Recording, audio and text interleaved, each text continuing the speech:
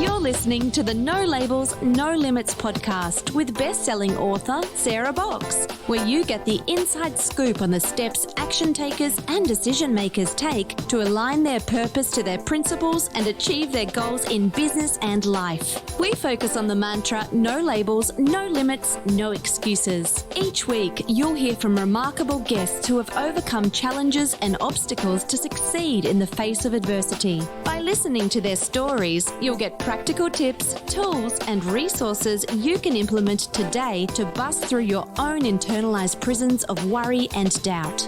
And now, without further ado, please welcome your commanding coach with plenty of chutzpah and heart, Sarah Box.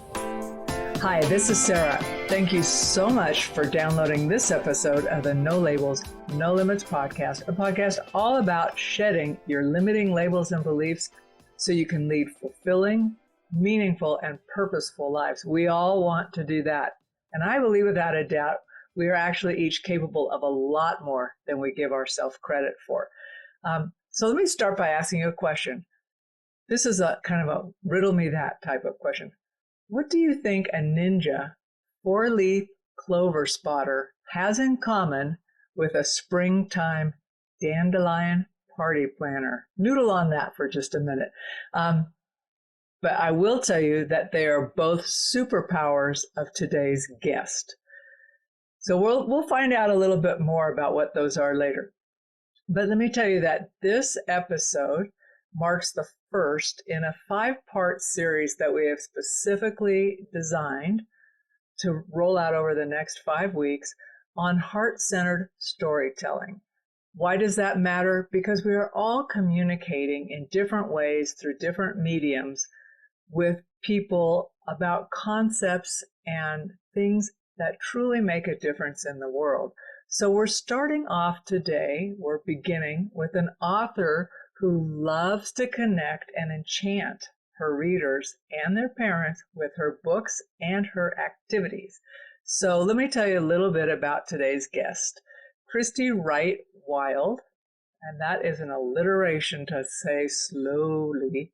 Christie fell in love with writing way back in the 2nd grade, and she's continued that all throughout her school years into college, where she majored in creative writing. She exited college into the work world, where she spent 10 years as she started her family and then returned to school for her K-6 elementary education certification. Here's something I love about Christie, and I'm going to ask about this later. Christie believes that when you share a book with a child, you share your heart. She is a self-published author of 2 books, My Dandelion Wish Journal, a special 5-year diary to record your wishes each spring when you blow a white dandelion seed fluff, and My Dandelion Activity Book. This is really cool. It's a free and super fun activity book for children between the ages of 5 and 12. So I'm going to ask her about both of those. And her 3rd book, Recipes for a Dandelion Party, is currently on submission through her literary agent, Stacy Graham. And as a 2-time marathon finisher, she also enjoys running and hosts a Facebook group, Writers Who Run. I'm wondering how she has time to do all this. But anyway, I hope you get the insights and value from this interview that will actually move you to where you want to be in your writing, in your communication, and in your business and life. So with that, let's welcome our guest, Christie Wright Wild. Hi, Christie. Hi, how are you? I'm great. I've been looking forward to our chat.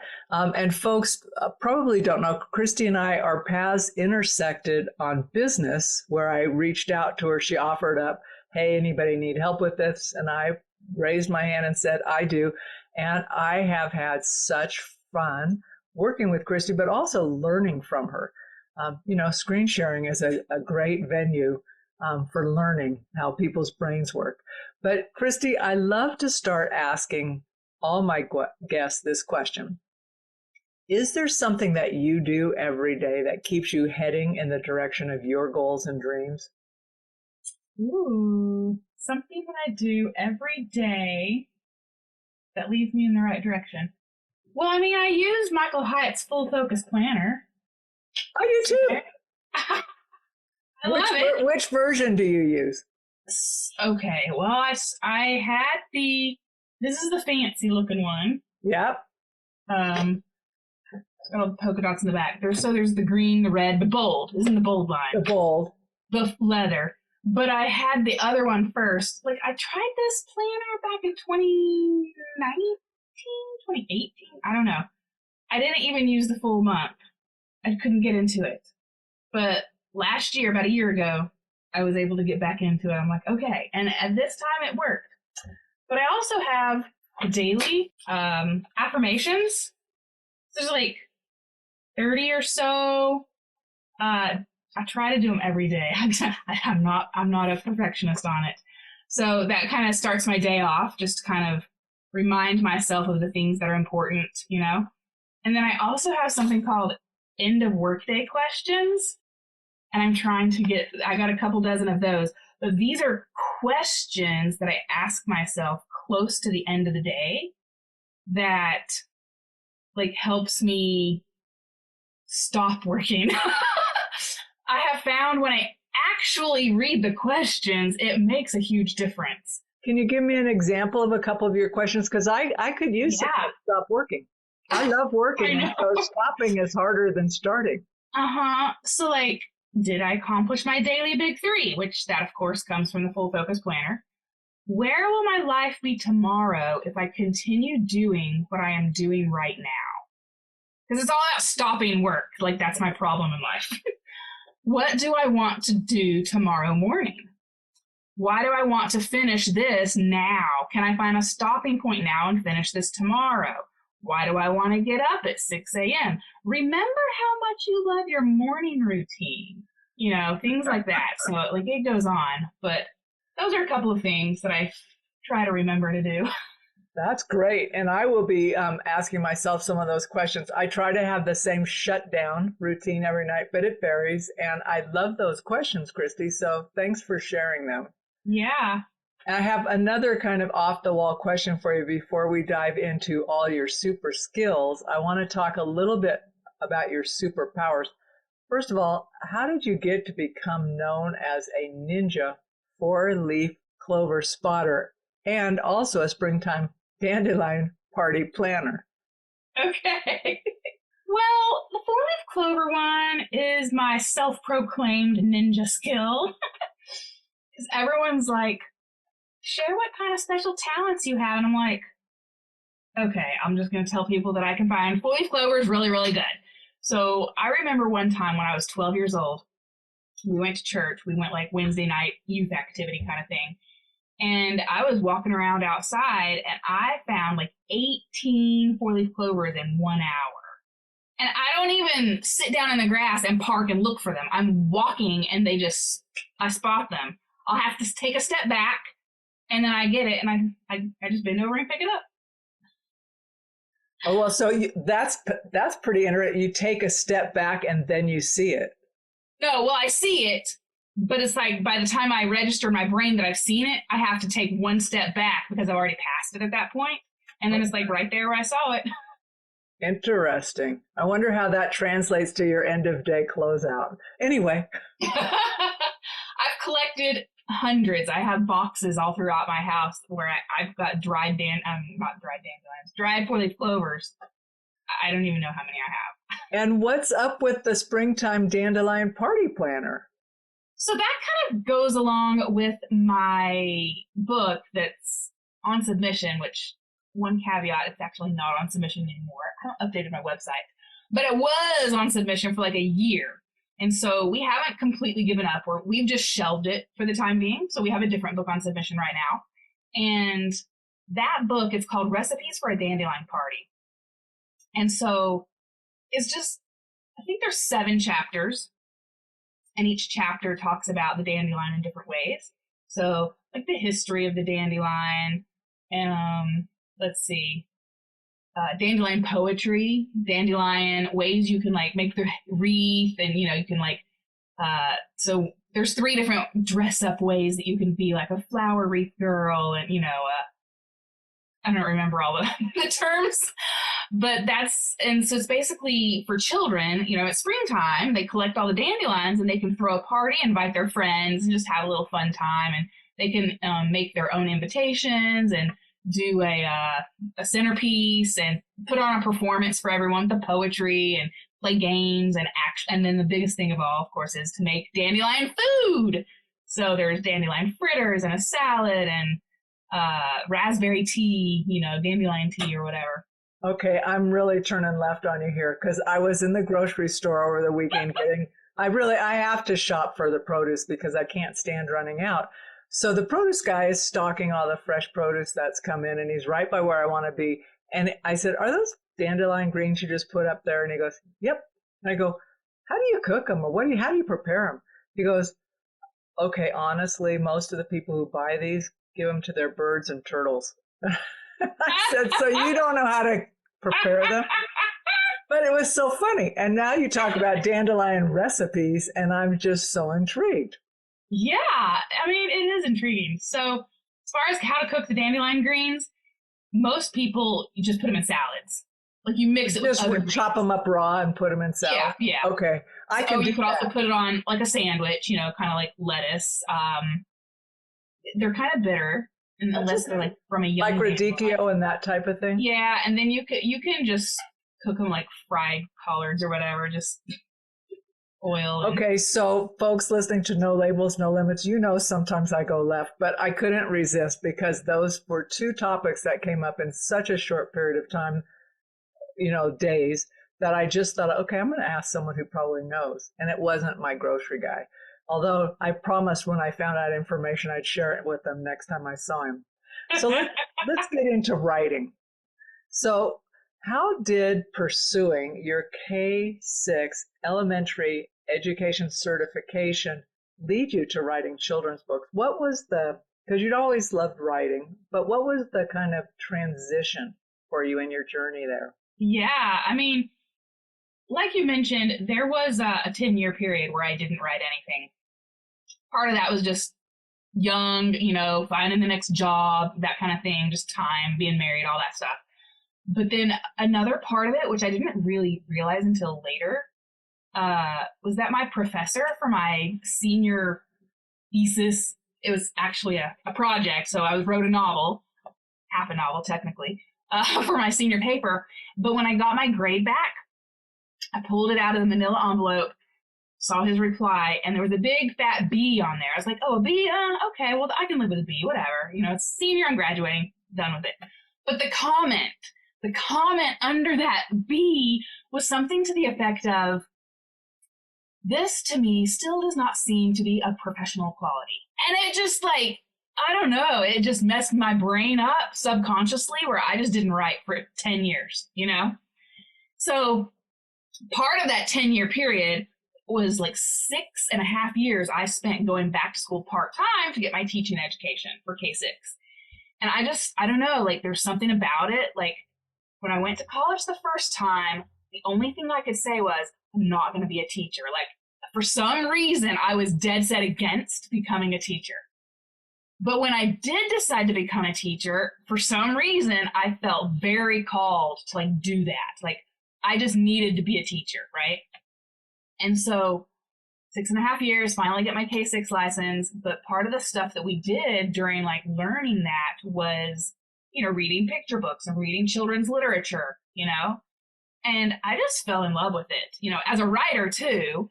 And there's this society called, it's a writing organization. So if anyone knows of it, I'm your sister. It's called, the short version is SCBWI, which stands for Society of Children's Book Writers and Illustrators. It's a worldwide organization. There's chapters all throughout the world. So I'm in the Carolinas chapter. And I don't know, just being with children, and reading books. I got my teaching license in 2007. I had my children in 2004 and 2006. So it was kind of being a new mom, getting a teaching degree. And in 2009, that's the year when I started writing again.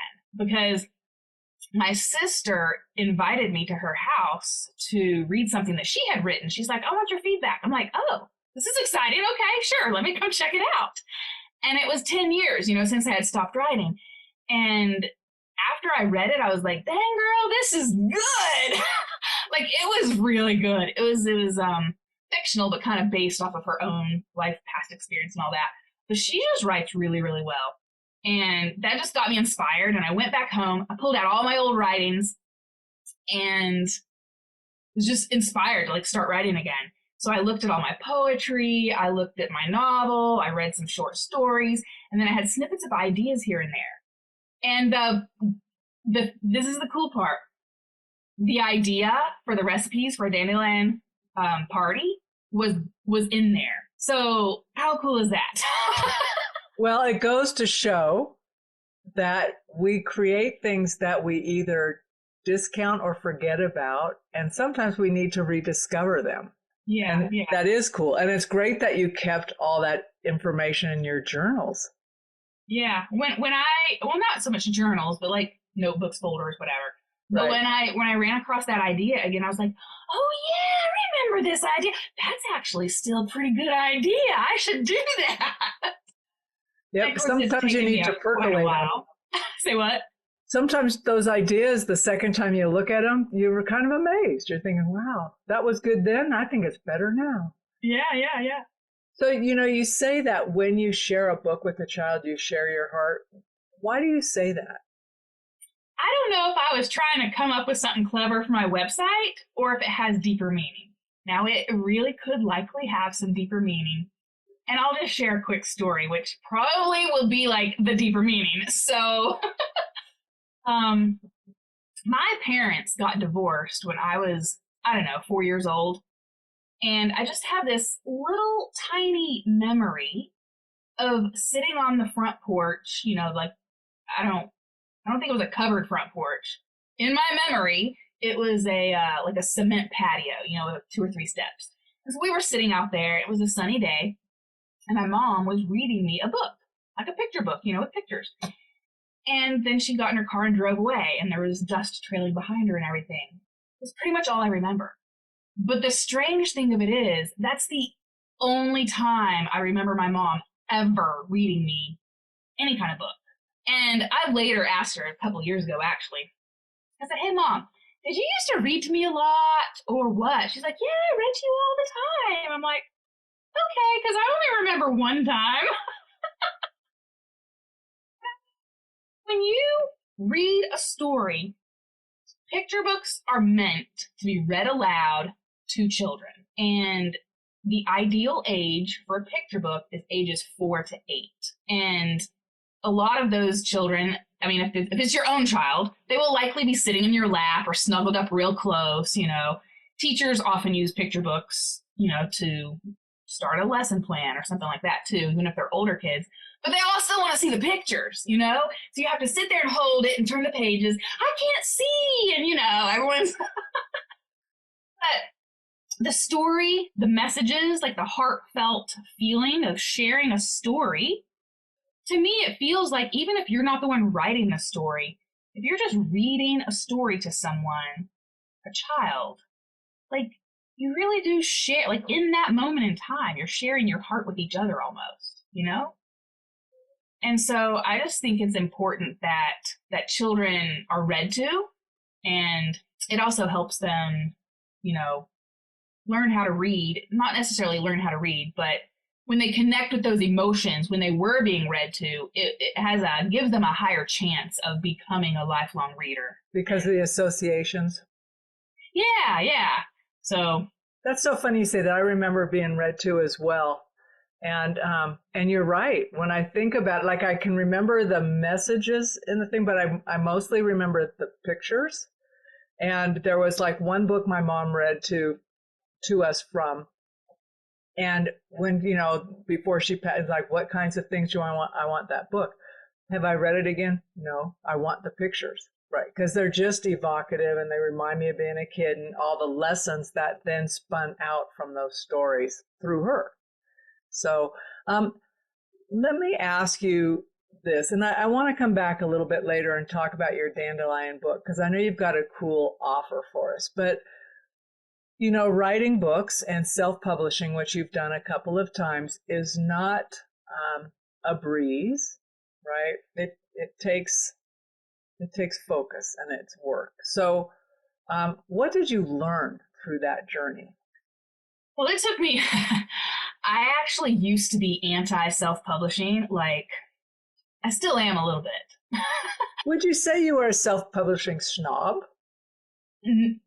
No, like, I'm against self-publishing in most causes. I mean, would that be something that would make someone a snob? Depends on why. So a snob would be like, oh, because it's beneath me, versus it doesn't serve my readers or my audience. You know, like, are there practical reasons that you aren't in big favor for it? It's the biggest reason I'm against self-publishing in most cases, specifically, is if someone's trying to do a picture book and their illustrations are not professional. It screams from the rooftops, amateur. And I refuse to look like an amateur with my picture books, which I don't have my picture books published yet. That's why they're still on submission with my agent. But I'm slowly coming around to the idea. Clearly, since I have self-published 2 books, again, they're not picture books, but I would consider self-publishing a few of my picture books only for like lead generation. I've read lots of marketing stuff. And so the idea here is, if anyone wants to kind of capture, it's not just picture books either, right? It's for anyone with books. So the idea is you have a free offer, a free book that's free no matter what. That gets people in, it gets readers. And so that's like on your Kindle version, I guess.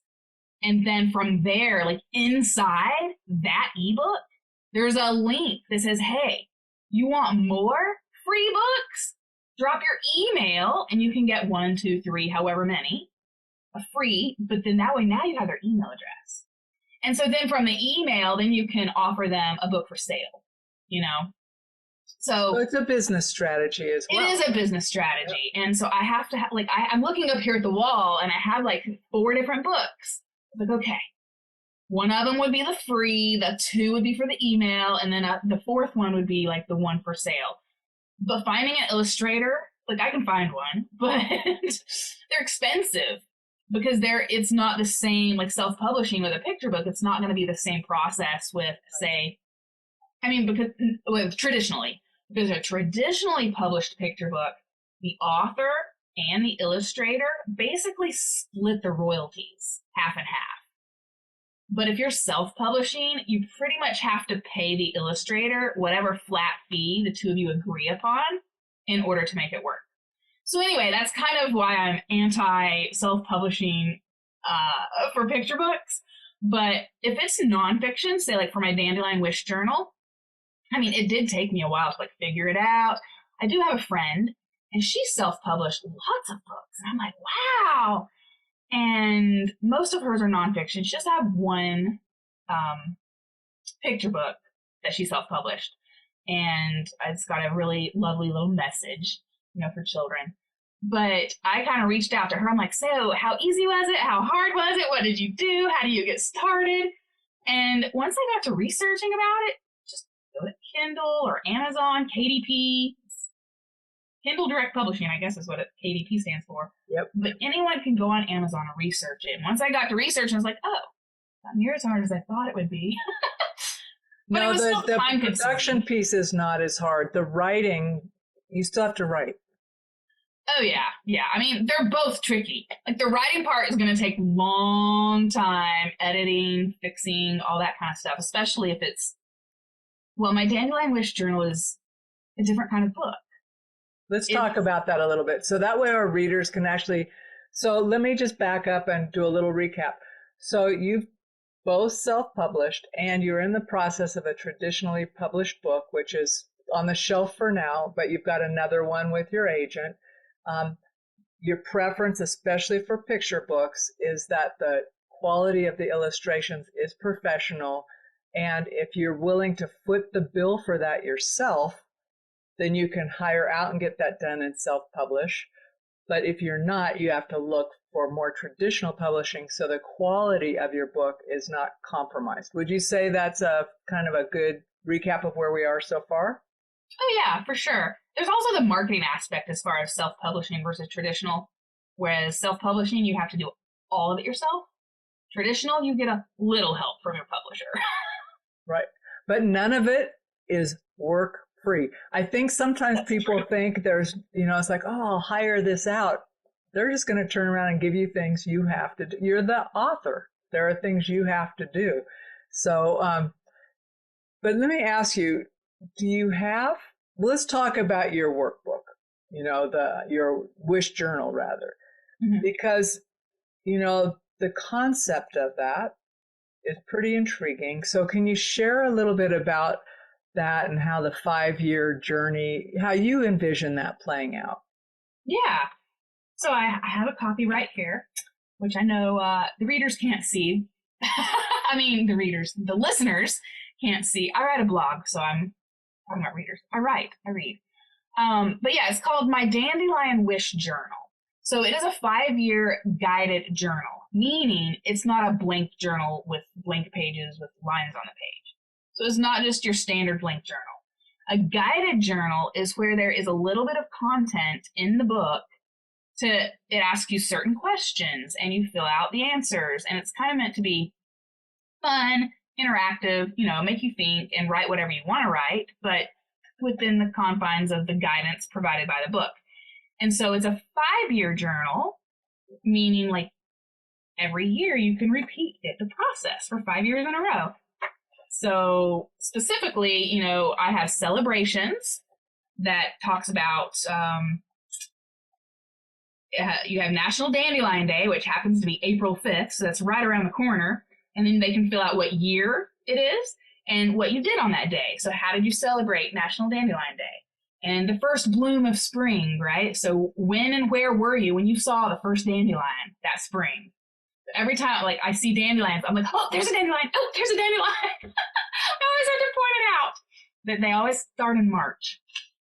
And there's a page on the celebration section this year, and you fill in the year. My wish for spring is. And so you can just kind of free write whatever your wishes, hopes, dreams, goals, desires, whatever for this year or this spring, and just write, right there. There's a section for festivals. There actually happens to be 7 Dandelion Festivals in the United States. When I was like, what? So now, are those all on the 5th? Do those happen at the same time? No. Okay. So there are 3 festivals in Colorado alone. Those are in early May, and then one of them's in June. Then there's one in Michigan in early May, one in Ohio in early May, one in New Hampshire in mid-May, and then one in West Virginia, which is the closest to my hometown, would be Memorial Weekend. So just tell me, what is the significance of a dandelion? So, I mean, if there's festivals, there's some sort of significance. What is that? I don't know what everyone else's significance is, but they're just really cool. So the great debate is it a weed or is it an herb or is it a flower? So I say it's an herb and a flower, not a weed. And you can eat them. You can make wishes with them. So I don't know how other people do the wishes, but when I was a kid, here's how it works. You find a dandelion with a white puffball, the white seed head, and you blow on it and they go scattered in the wind. But if you catch one of them, then that's the one you make a wish on. So I don't know if other people just close their eyes and make a wish and then they blow it like a birthday candle. But I'm like, no, you have to catch a seed in order to actually make the wish. Oh, I did it the other way where we pulled the dandelion and blew it, but we made the wish first. More like a birthday candle. Yeah. Yep, exactly. So interesting. Who knew? And it's interesting the timing of the festivals because when you think about the weather in different parts of the country, it'd be hard to have a festival when there's still snow on the ground. Yeah, I mean, so they all basically are in early May to early June because that's when dandelions are the most plentiful, spring. So. Well, and those of us who look for them in our lawn know that. So it's like, you got to go. And here's an interesting piece of tidbit for the people who think it's a weed.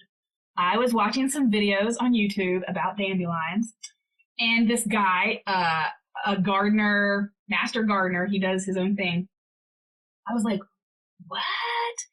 Basically, the dandelion, if you have a yard that is full of dandelions, it's actually nature's way of making the yard healthy again. Because the tap roots and the vitamins and minerals that play into like the health of your soil, like it's all a part of it.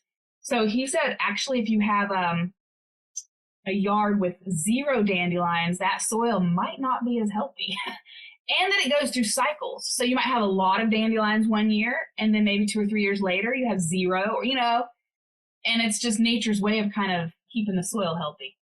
You know what? Nature. Such a magnificent balance. I know. So, Christie, before I forget, you are offering folks a free dandelion activity book. Yep. Yes. Tell us about that and how to get it. So it's on my website, ChristieWrightWild.com / you'll put the link, I'm sure, in the show notes. I will. Don't worry about the slash. We'll cover that. Dandelion book with a couple of hyphens in there.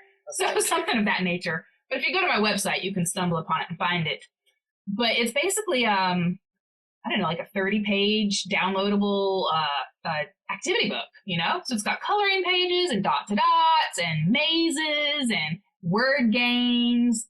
So I would say, it could be for younger children for the coloring pages, but the other activities are more for the older kids. So you've got a couple of kids, different ages. It's perfect.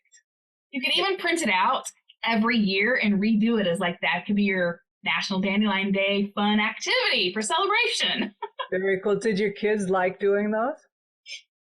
Well, I didn't create it when they were young enough to enjoy it, but my daughter did help.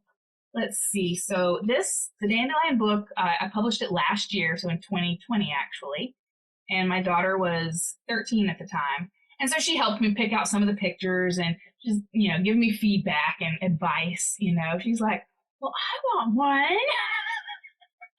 See, that's very cool to be able to partner with your daughter in doing that. So I did want to ask 2 more questions about what it takes to do the work you do, specifically with writing and children's books.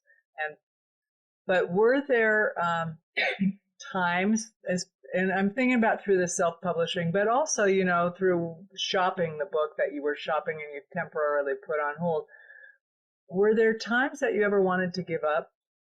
Well, I kind of already gave up once, remember, 10 whole years. So after that, I'm like, no, I'm never giving up.